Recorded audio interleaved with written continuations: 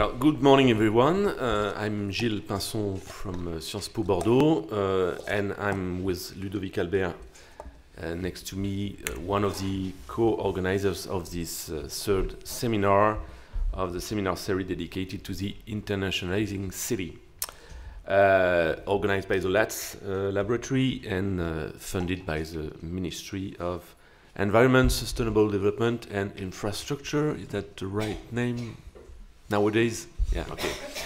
So I'm afraid this session will be held in English. I hope it's okay for everyone. And this third edition is dedicated to the link between two notions, two processes, two large processes of changes, namely internationalization and neoliberalization. Well, I guess most of the attendees are,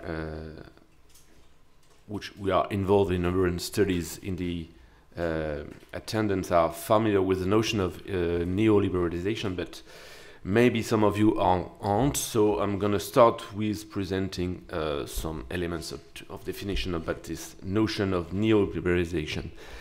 Well, this concept or notions subsumes a set of ideas and practices that supposedly have deeply transformed not only public policies, but more generally the roles of states, the role of urban governance, the nature of social relations, and even subjectivities.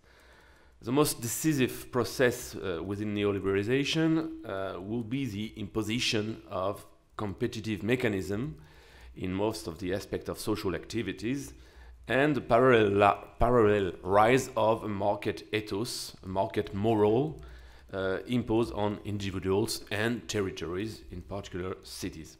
And more concretely, neoliberalism or neoliberalization would have resulted in the retrenchment of the welfare state, privatization, deregulation, and the removal of obstacles to the circulation of capital and goods in many countries.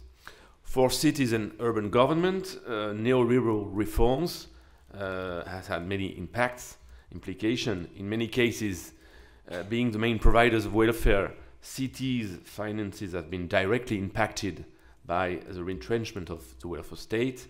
Central states and other scales have generalized systems of competitive allocation of resources in order to favor the rise of more entrepreneurial behavior among urban elites, among cities.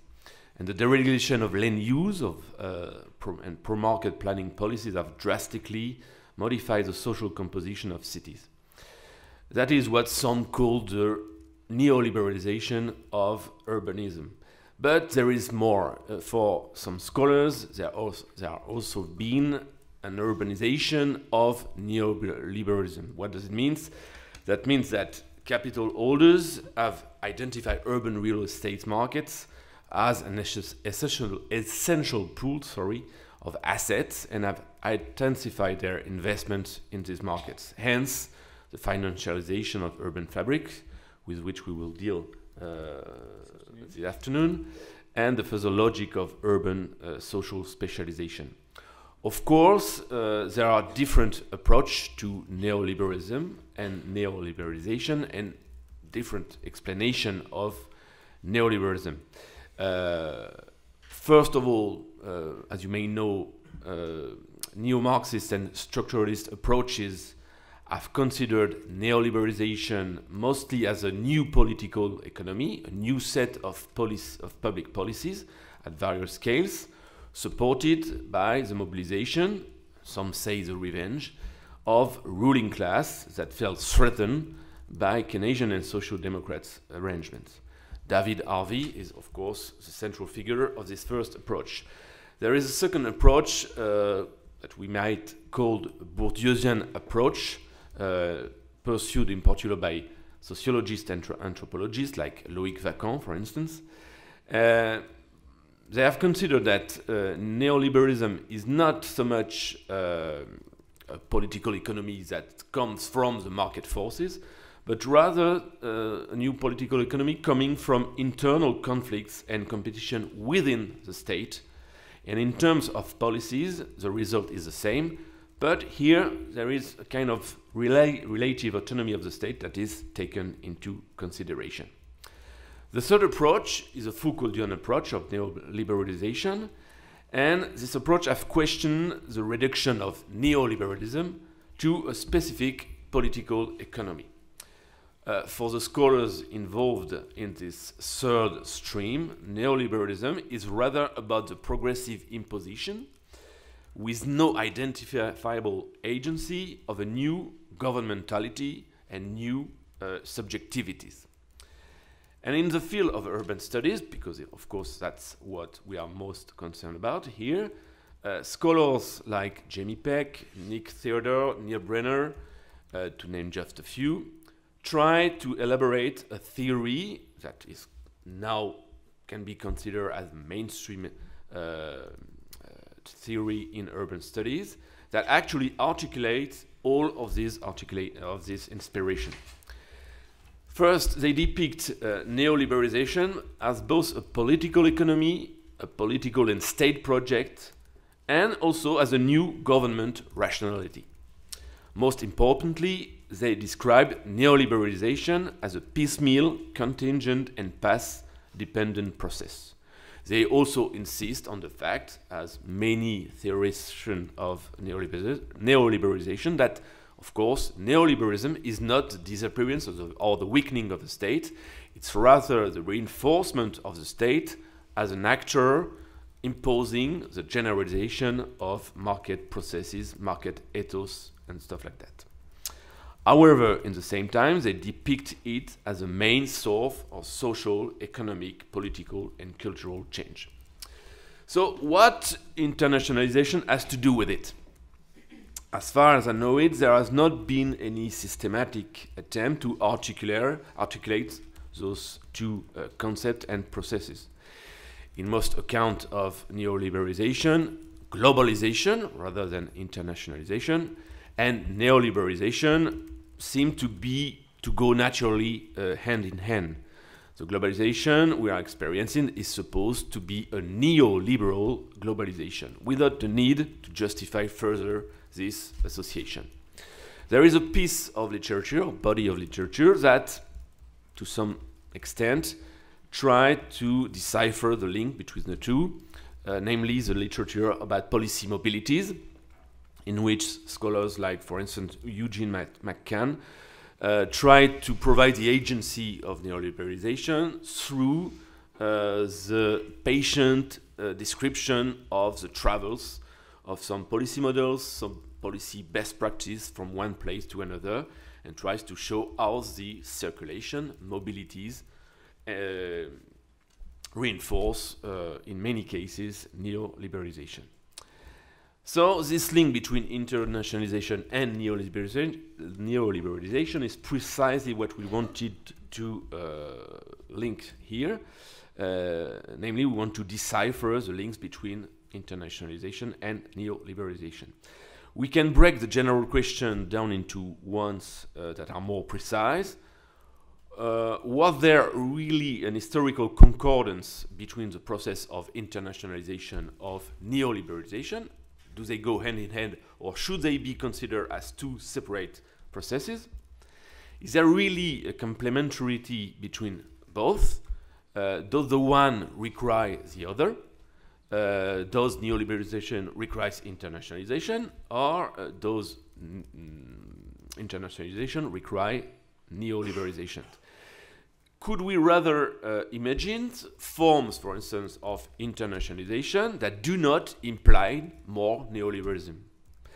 Could we consider that internationalization, or even globalizations, allow the circulation of other ideas and models than neoliberal ideas and models? So to start the discussion of today, we have the great pleasure to welcome two big stars of international urban studies. One will be more in the role of communication, which is Jennifer Robinson. Jennifer is a professor at the Department of Geography of the University College of London. She wrote a lot about cities of the Global South, mainly of the southern part of the African continent. She also worked on the circulation of policy models, in particular strategic approach to urban policymaking and planning. And she recently engaged a debate with critical geography about the somehow ethnocentric dimension of the neoliberalization thesis, and she will talk about the case of Lilongwe. And to discuss the presentation of Jenny, we'll have Patrick Le Gallès, who is a research professor at CNRS and Sciences Po Paris, and Dean of the Urban School of Sciences Po Paris. He's been working for many years on urban policies, urban governance, and he also recently engaged a vivid discussion with the neoliberalization thesis. And we also invited him because he recently published a book about the social practices of internationalized upper middle class, called Les cadres supérieurs in French. Un monde à la carte en français. What's the translation of cadre supérieur in the English? Upper middle class. Where he nuances, to say the least, the idea of a complete utilitarian relation of these groups with urban spaces. So Jenny, thanks a lot for participating, and the floor is yours. And then Patrick will discuss your presentation, but he preferred to be here just to look at your PowerPoint presentation. Thank you very much. Thanks very much, Gilles, and thanks to Ludovic and Olivier Coutard and others who have funded and organized this event. It's a real pleasure to join you again. I think greetings from UCL to Paris Est. We're always eager to build collaborations across these two strong centers of urban studies. So we have today this provocative set of questions to ask us to bring together effectively sort of slightly divergent insights around neoliberalization and maybe policy mobilities, I think, in some of the ways you summarize the ideas of internationalization.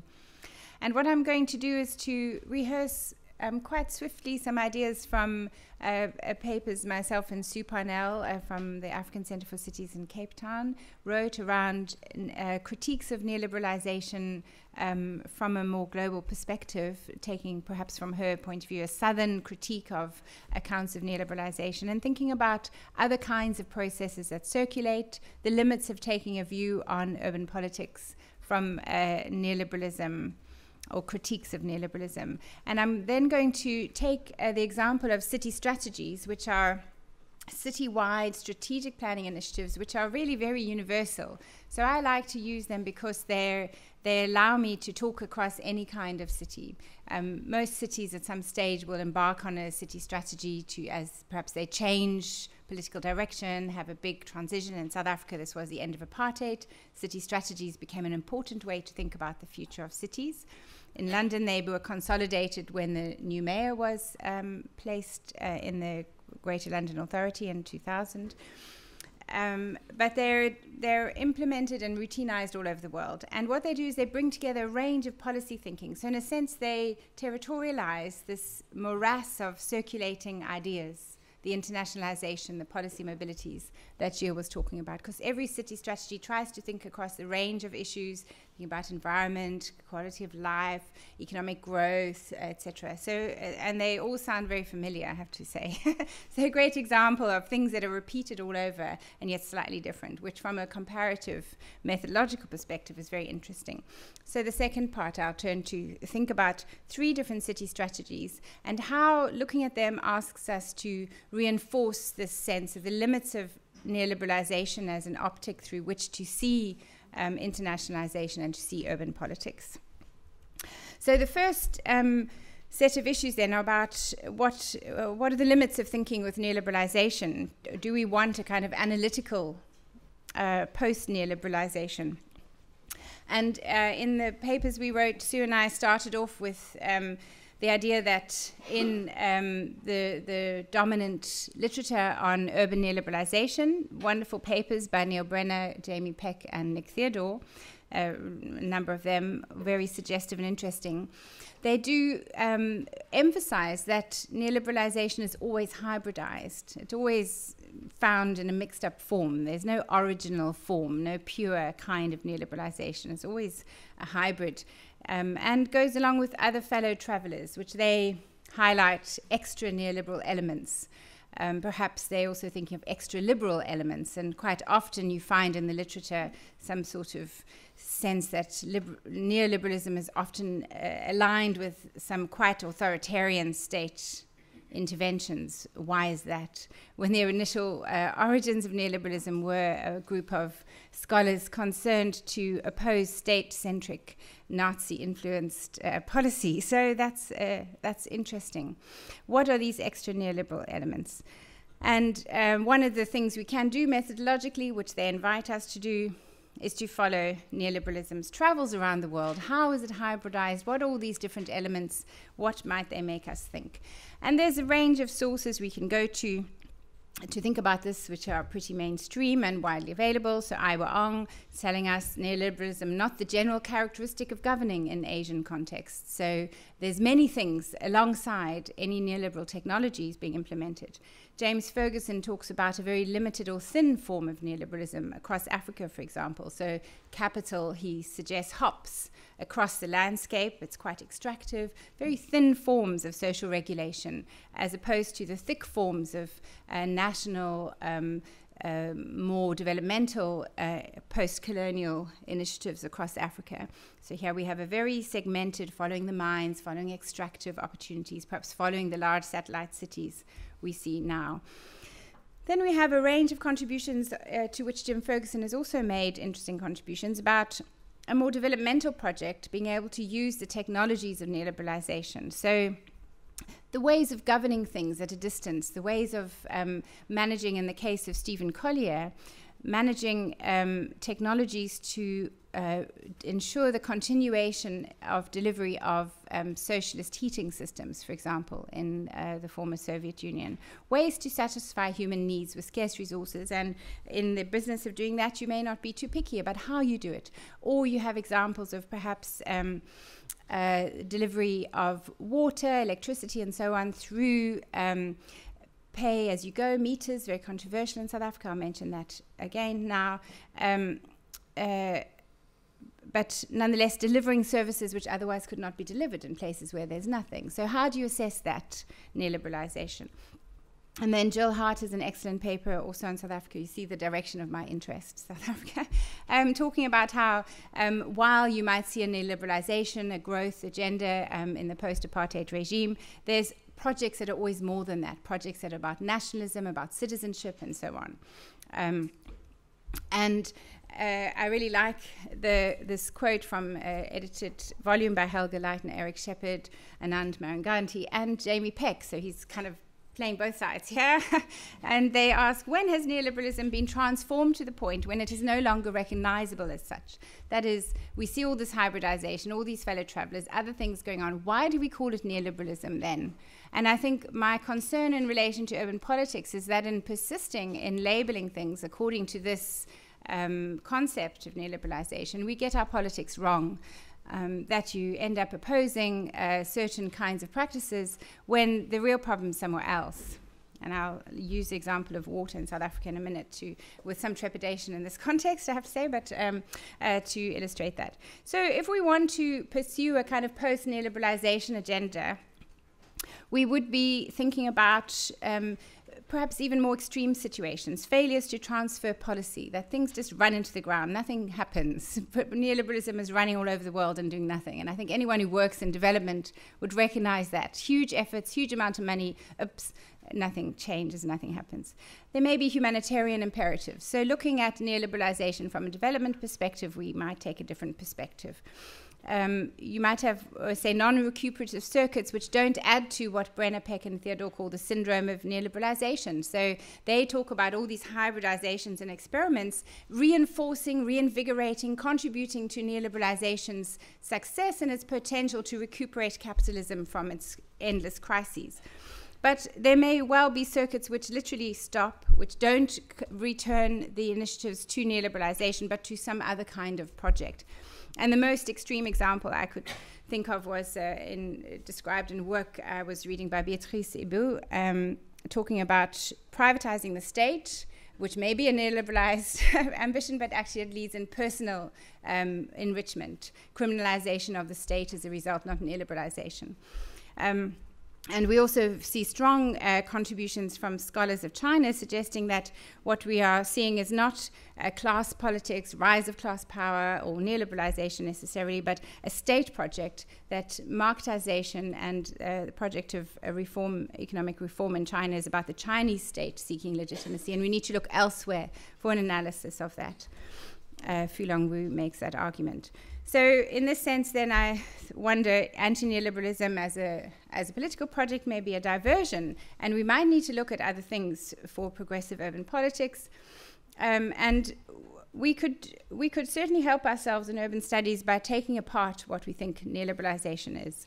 And this table here follows Karen Backer's interesting Antipode paper, which has been well cited. I think it's from about 2009. Where she says, well, what exactly do we mean by neoliberalization? There's so many different kinds of tactics, strategies, technologies that are wrapped up in that. And in urban studies, some of these are really, really long-standing. They started long before neoliberalization. They will continue to puzzle us long after this becomes unfashionable, if ever. And in order to understand the meaning of different kinds of urban political interventions, I suggest we need to look more closely at what we're talking about. So issues of decentralization, very long-standing, commercialization, trying to operate local government services on a cost recovery basis, really going on since the 70s or before. Privatization, something that might have been initiated as a starting point for delivery in many countries, may have been chosen as a solution long before this became part of neoliberalization. Competitive economic policies, I think, is something we talk about a lot in urban studies, so cities competing with one another. This was a core insight from David Harvey's From Managerialism to Entrepreneurialism paper, which really kicked off a lot of our work in this area. And this is so long-standing. You know, my research on the history of Port Elizabeth in South Africa, one of the small but very important towns there, competition between Port Elizabeth and the other South African cities and other cities around the world was going on in the 1920s and 30s as they were trying to attract branch plants from everywhere to get Ford and so on to come and build motor cars in their city.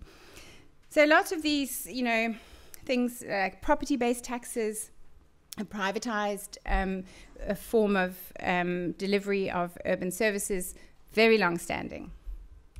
So if we look at water politics in South African cities, this has been a real tension point in the post-apartheid regime. It's been a site of agonizing politics, terrible things, houses burning down because nobody can afford to buy water to put the fire out, children suffering as a result of not having clean water, AIDS, a lot of people with AIDS, and you really have to keep clean to avoid infection and so on. If you don't have water, very hard to care for AIDS, people with AIDS.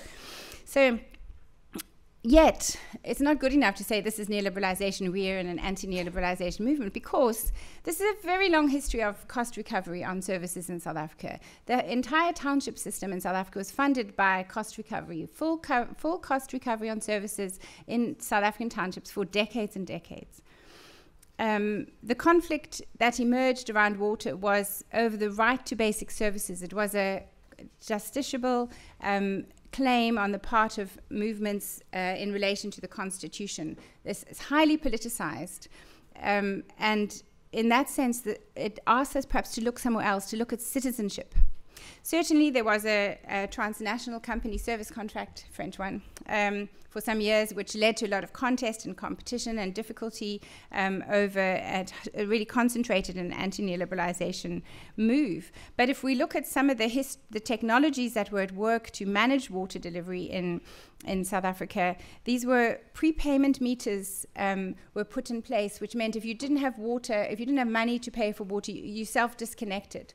So you kind of got cut off because you couldn't pay day by day for your water.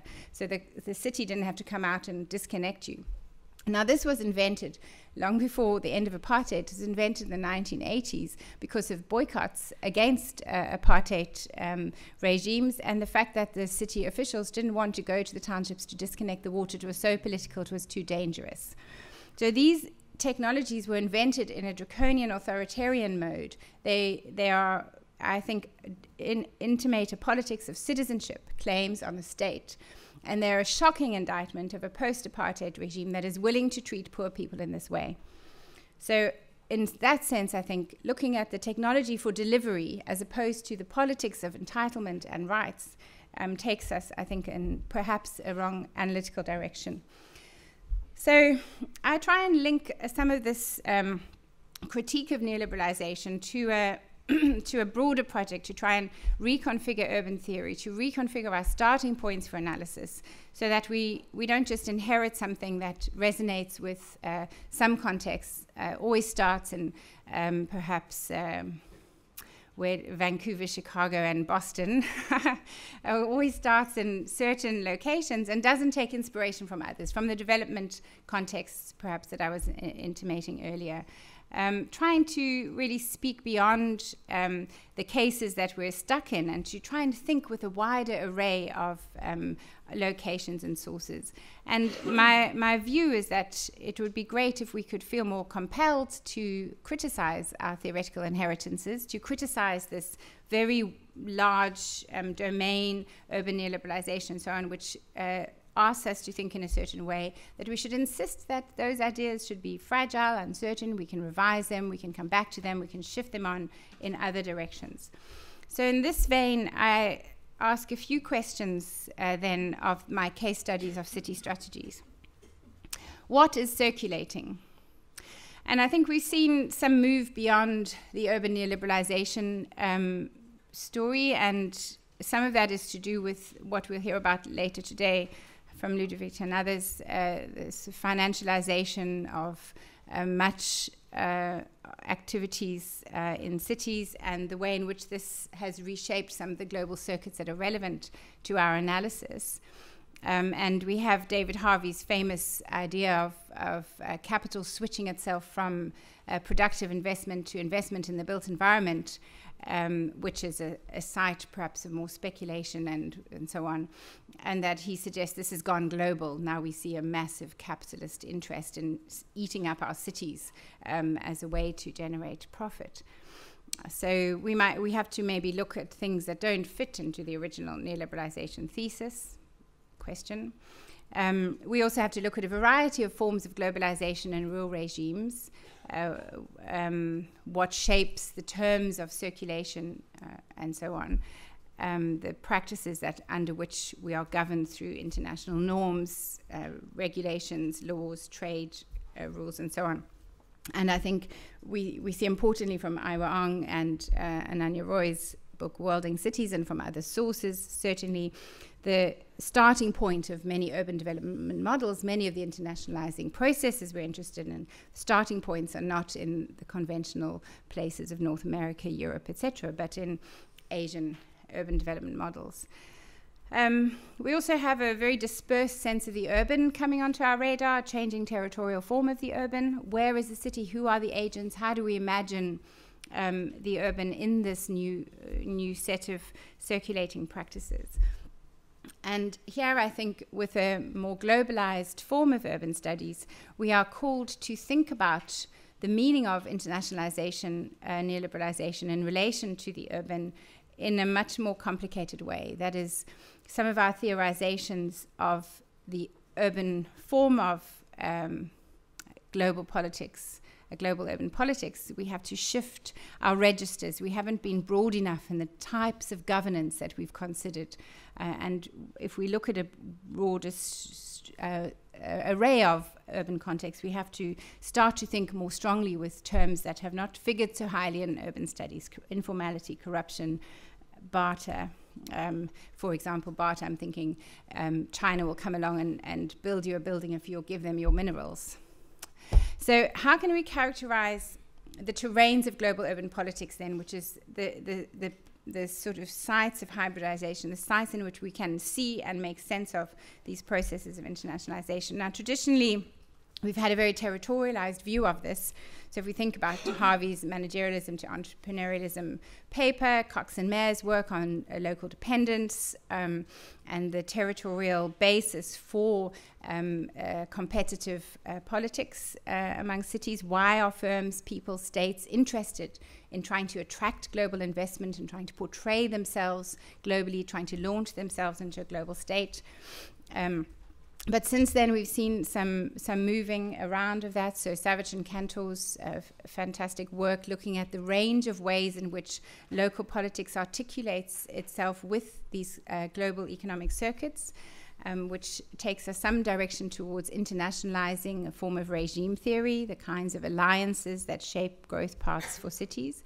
But we also have to look more closely at intergovernmental networks, and I like here the work of Harriet Bulkley, for example, looking at environmental networks, ways in which cities connect with one another, also Michele Acuto's work on that. And I think we see in the latest round of Habitat 3 and so on, which Sue Parnell has written about very effectively, we see a strong role for networks of cities on a global stage to try and shape policy outcomes. So those networks are very important for many cities, whether they're sites of collaboration or new sites of competition between cities is a moot point, but nonetheless we have to, if we're thinking about internationalization, urban politics, we need to think about those. So it's not only about footloose capital and global market position, but those certainly remain very important drivers for why cities do things in a global context. And then we think, along with Brenner, Peck, and Theodore, about these rural regimes of capital, fast policy circuits with differentiated outcomes. And in their case, always thinking about them as functional to systemic change. And we really want to move beyond that. So what I'm quite interested in doing is diversifying those kinds of circuits and thinking about the outcomes as not necessarily contributing to accumulation strategies or to reinforcing a neoliberalized regime. So I really want to open the sense out of what do we find when we look at these questions of internationalization in urban context. And then the other way to take things more theoretically, I suppose, in terms of how we think about space, how exactly do these global influences work? What is going on in these connections? How do sort of flowing ideas and practices, how do they articulate with what is going on? And I think one of the things that we pick up from Peck and Theodore, for example, here is that it's really quite complicated. So the ways in which, for example, the policy mobilities literature has to grapple with how policymaking works. It's spatially it's not so simple as tracing an idea or a model or a book and following it and it arrives somewhere. So a kind of materialities approach might lead you to do that, follow some kind of network, and you can see how this material thing operates something new at the other end. But it's not anything like as simple as that. It's very complex spatially. Many different scales and levels involved in these processes, and the ways in which influence happens is very complicated. So here I'm more drawn to use a vocabulary from John Allen's interesting work on topologies as a new way of thinking about space.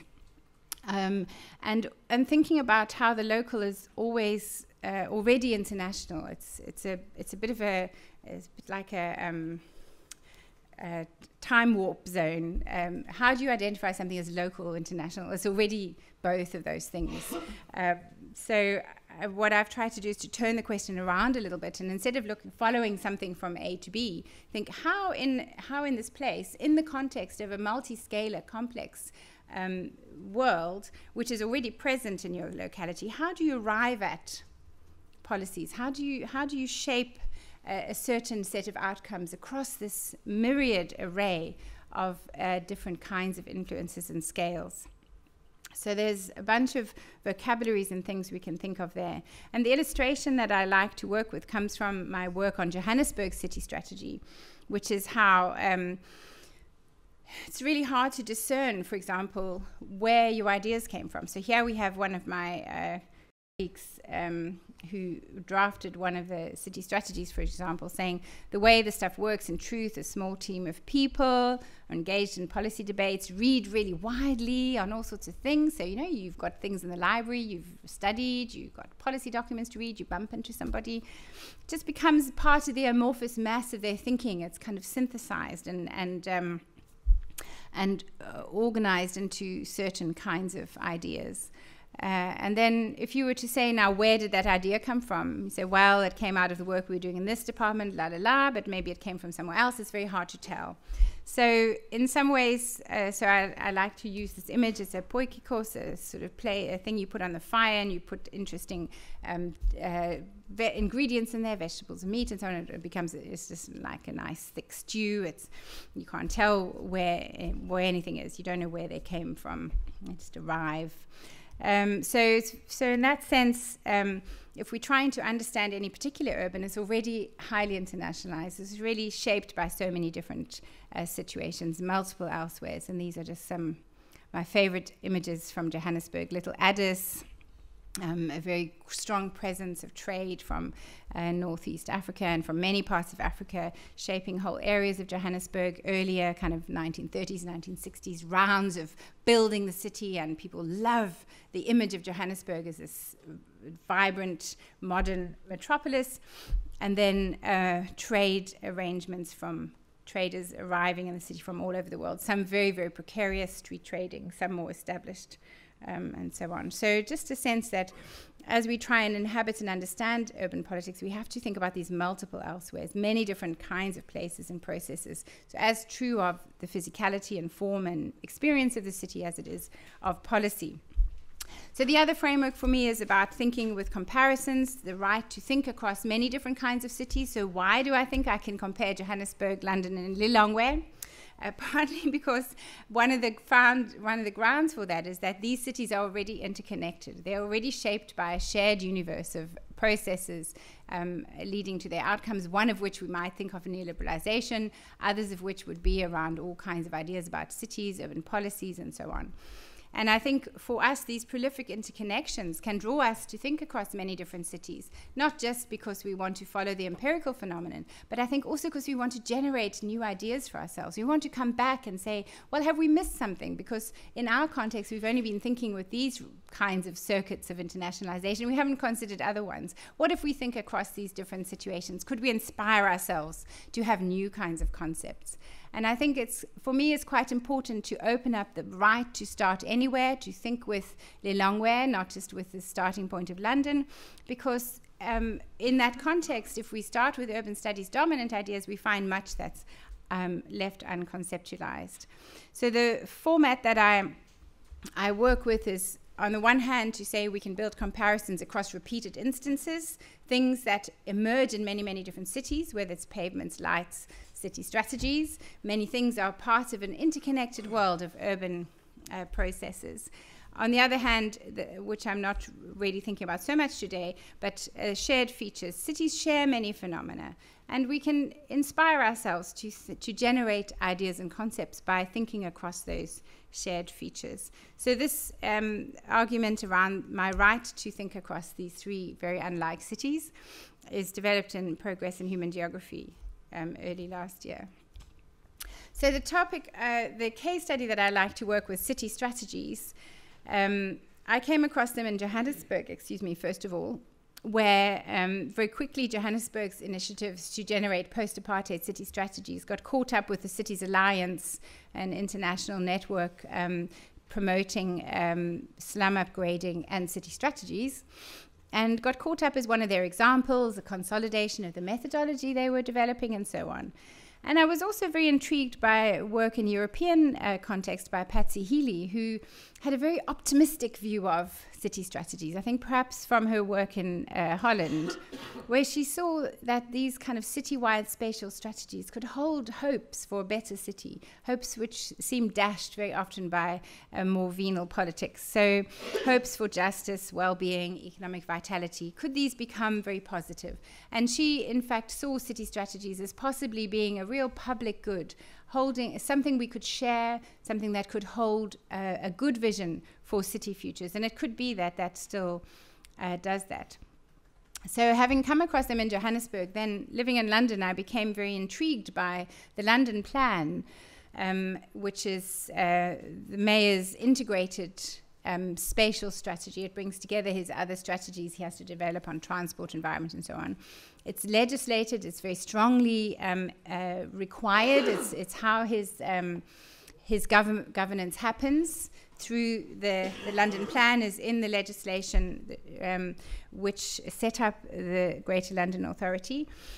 And I came across the London Plan firstly through some networks in London of community groups organizing themselves in a network called Just Space. And the bottom photograph here shows a meeting of residents from across the city, from many different residents associations, tenants groups, equality groups, amenity groups, and so on, coming together to think really hard about the London Plan and what they want to say about it. And then going forward to the very formal setting in the centre, where they're required to present their thoughts and ideas and experiences in a very technical format. Very difficult to arrive at that table and claim a place alongside developers, alongside local authorities, alongside the mayor's officials, and have to speak in a certain technical format.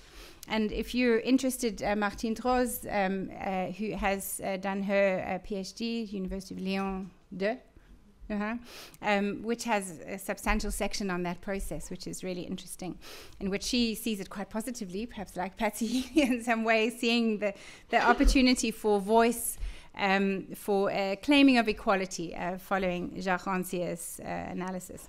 So this setting, then if we want to think about internationalization and neoliberalization, the London Plan is, on the one hand, it's in, sorry about that, cancel, go away. It instantiates itself in a very banal internationalization. So many policy ideas come from here and there. People read them. It's very thoroughly internationalized. Hard to unpick or trace anything in particular. It's a lot of internationalization of policy going on there. It's also very cross-scalar, so the London Plan has to articulate its conformity with international treaties and regulations, with EU expectations for the moment, with national policy and so on. And it, in turn, demands conformity from local boroughs. So it's a very technical document, in that sense, highly cross-scalar. And it also reflects a complex array of interests who the mayor has to network and navigate in order to come up with and articulate a certain way forward. So I think what we see there is in practice in what the city strategy of London articulates is a real sort of urban regime which rests on a lot of complex navigating of different interests with 32 boroughs, the City of London, and many powerful lobby groups from different business interests, and the community groups who feel that they made some progress. So here's a quote from Martine, in a sense, making other voices heard within the strategy, trying to bring a community voice forward, trying to define concepts which could be put to work then in other localities, the idea of a lifetime neighborhood, something that would make sure the environments that are being produced in London through all the speculative development would be strongly positive environments for people to live in. And then the hope that the planning system, in the final quote, having the planning inspector who is there to represent a judiciable planning system in which the expectations and norms of policies are being implemented, seem to the group to represent a hopeful opportunity that the mayor might go off and say, well, we want to build so many houses so the developers can make so much profit, and we're going to do whatever, which is in London's case really true. You can build as high as you like. You can exceed all norms in many locations. So the community groups are hopeful that this formal system, which is an inheritance of democracy, of a welfare state, would give them protection. Did it? I think there have been some successes and there have been some difficulties. But what we see then in London is a very dispersed sense of agency. We see a complex array of operators. We see the site of planning, practice, and discourse being the way in which things are articulated. And importantly for the story today, we see still a very powerful residue of memory and hope about a welfare state, about the rights of citizens, about participation in planning. We see a lot of ongoing presence of that side of the British planning system, which is not about neoliberalization as such. So in Johannesburg, we have certainly very ambitious kinds of plans, and they've changed over time. There was one titled 2030 drawn up in the early 2000s, which was very pro-growth, which saw a demand that everything that happened in the city should support economic growth. If you're going to put a clinic somewhere, if you're going to build a road, the choice as to where you put that clinic, what road you build, should be about promoting growth. So this was, if anything, a very neoliberalizing agenda. It was a certain side of the ANC's policy wing. But that got overturned. And in 2006, the officials who just stuck their heels in and did nothing whatsoever about the pro-growth strategy developed a new kind of strategy which integrated many different concerns of the city and which was very developmental. Final round, which I've observed, 2011, the growth and development strategy, looking forward to 2040, had a strong participatory and consultative side to it, tried to bring in different voices and interests, but still quite officer-driven. So Joburg, I think the story that I would want to tell is this is a city, we know, one of the most unequal in the world, with many needs as well as much potential for internationally oriented economic growth. It's something of a financial and regional hub for Africa. But I would say that what we see in the city strategy, for all that Joburg City Council has been criticized for small amounts of privatization, for the ANC's pro-growth national agenda and so on, the city strategy brought together a very complex and developmental agenda which reflected the claims of citizens in a post-apartheid era. Citizens in a post-apartheid state expect houses, service delivery, water, electricity, sewage, and so on. There's a certain politics about urban development, and the city strategy reflects this broad agenda.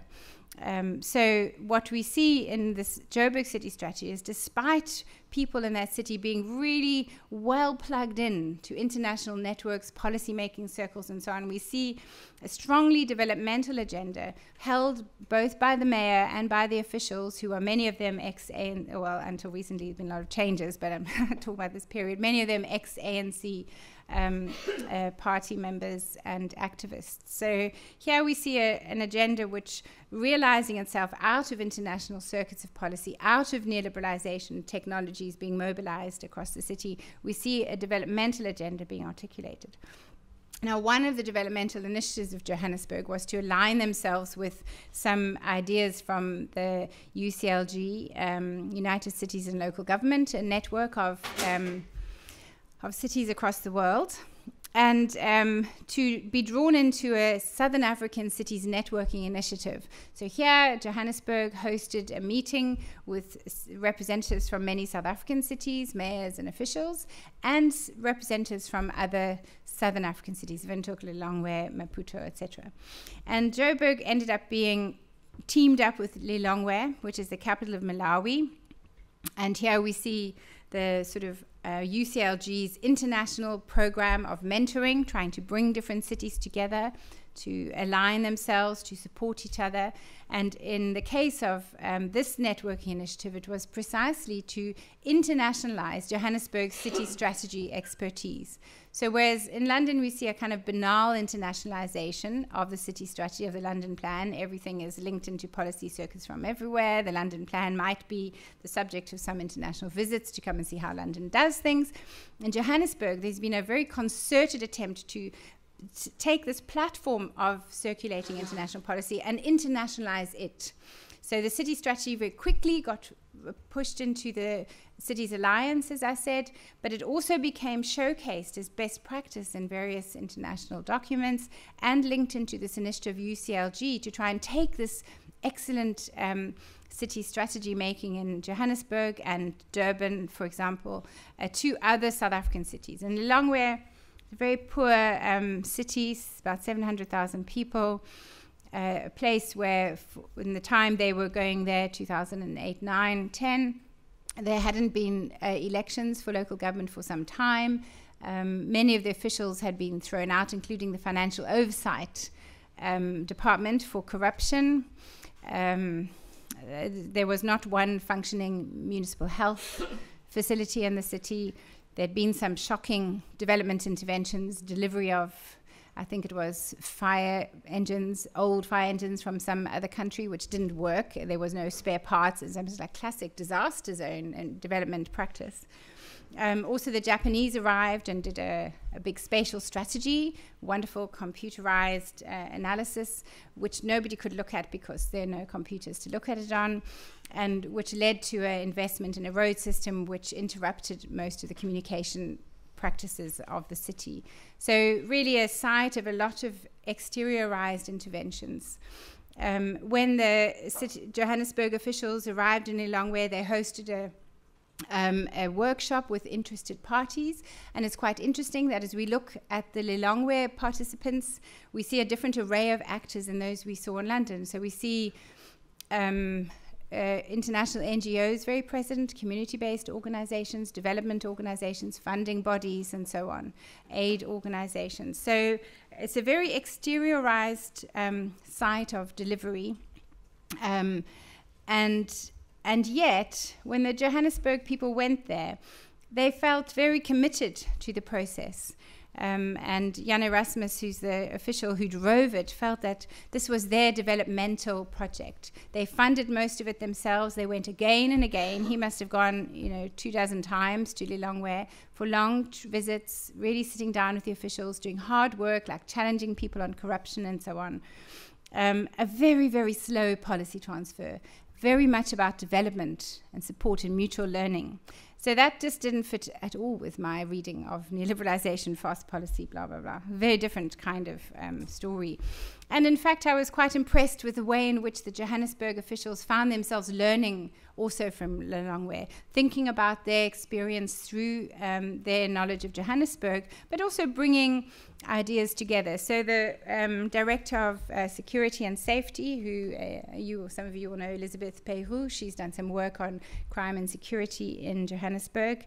The director, Nazira Kachalia, was very impressed with the way in which Lilongwe had a very integrated inspectorate, going to look at many different aspects of urban regulation under one umbrella. And it had been something they'd been discussing in Johannesburg, so she brought that back. So I think there's some quite interesting observations. One of which, though, is that it seems there was quite a good infrastructure of stateness, good bylaws, good practices, reasonable regulations, people who were well qualified, staff, paperwork, trails and systems for doing things, but stuff was not being done, not being implemented. In some ways it felt from their descriptions like a spectral state that's sort of sitting in the background. Is it operating?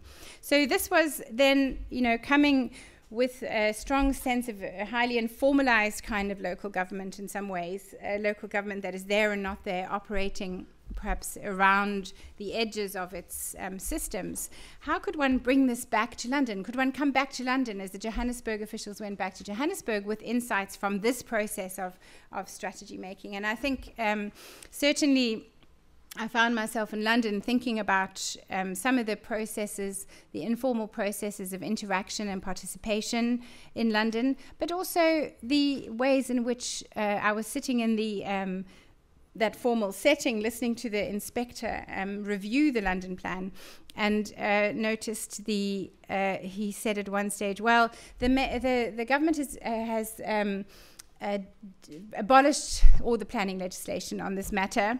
I've got nothing ready to go on. So I'm going to be guided by such and such a piece of legislation, which I remember from like 1983. So let's have that discussion about that. And it just popped out of my head. The idea that one would mobilize a fictitious, ghostly planning legislation in order to make a determination in London was very interesting to me. So then I started watching out a little more for some of these resonances. What would I see in London if I was thinking with Lilongwe? And one of the things that's really striking in London is that it's not really clear what the sort of numbers are that one should be planning with. And there was a lot of controversy in the 2014 London plan about the results of the census data, which showed a massive increase in population in London. And the debate was whether this was because the population of London was growing in the long term for some reason, migration or population growth or whatever, or whether it was just because as a result of the crisis and the slowdown in the housing market, a lot of people who would normally move out of London did not move out of London, in which case it was just a blip. Nonetheless, the previous mayor and the current one and the officials are on a big mission to say London is growing so fast, we have to provide so much housing, we have to develop everywhere. There's a major growth model for London's future based on very uncertain population numbers, it struck me at the time. And the other thing is that there seems to be a lack of capacity to actually make things happen. So one of the notorious issues in London is hundreds of thousands of houses have planning permission, but nothing is built. So it's a city that can't make things happen. And then also there's many issues that London faces which it can't do anything about because there's no longer any legislation, for example, to support proper regional cooperation. And as we all know, the Greater London Authority, which is the metropolitan region of London, is by no means London. London stretches across the southeast up to Bedford, etc. So how does that actual management of the actual city happen? London is very disempowered in that regard. So I've tried to bring these together, and this is, I'm almost very much at the end, sorry, with some ways in which we might start to think across and learn from the diversity of experiences here. And perhaps I'll just draw this together with some comments on the acting globally side, because I think this is perhaps of interest to us and speaks to what is the kinds of connections that we need to be looking at. How do global connections work? So in the Joburg case, Joburg has been very involved in Metropolis. It's been very involved in putting its ideas into the world and trying to advertise its successes in policy terms. After the city strategy, as that it has done this with the idea of corridors of freedom, integrating the city through development along transport corridors.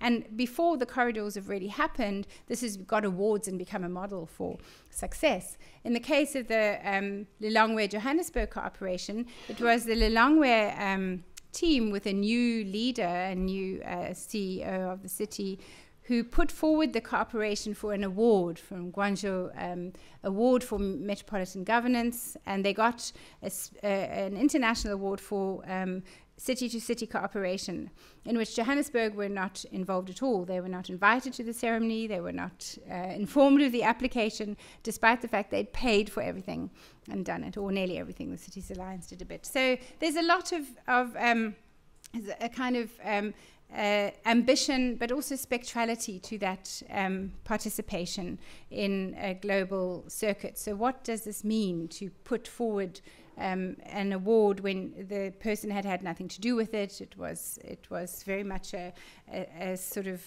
consequence of the style of government in Lilongwe at the time. And then in London, we have a very strong need to think through some of the financialized property development models, but also a very strong institutional context in which the city is able to engage globally through the mayor's participation in networks, setting up networks and so on, drawing strong direct comparisons with other situations. So we see a different array of processes we need to think about.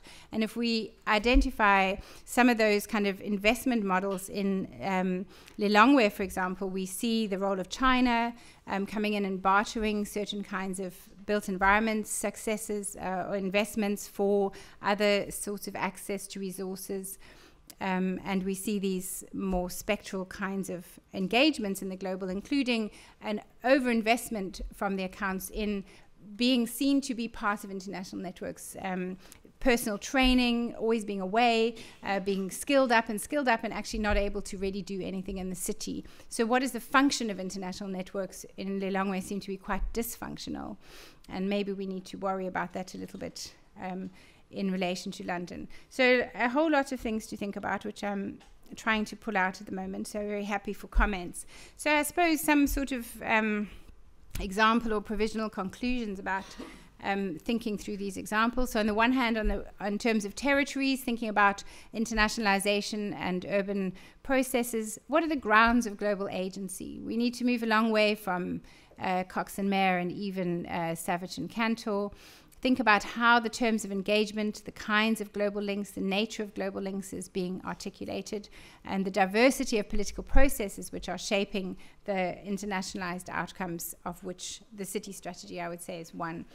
And then also the multiplicity of globalization. So circuits of investment, perhaps very important in London, but models of development, how development is done, what agencies get involved, and how they involve themselves in urban policy and process is very important. The multiplicity of policy networks, so developmental interventions for sure, but also I think I'm quite concerned from what I've learned about the Lilongwe example about the effects of a post-humanitarian aid regime on cities like that, where the outcomes are perhaps more in the interests of the countries wanting to deliver economic boosting transport investments for themselves. They help themselves to come and do that work, don't help the city in which they're being delivered. So quite a lot to think about there, about a real venality to international processes and the often very unhelpful effects they have locally. Okay, thanks.